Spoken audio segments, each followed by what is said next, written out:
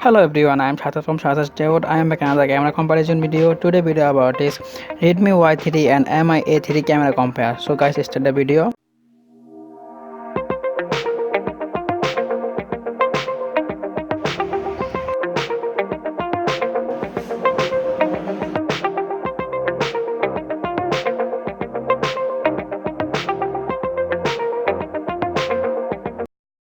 Redmi Y3 also dual camera. First one 12 megapixel 2.2 aperture and second 2 megapixel depth sensor.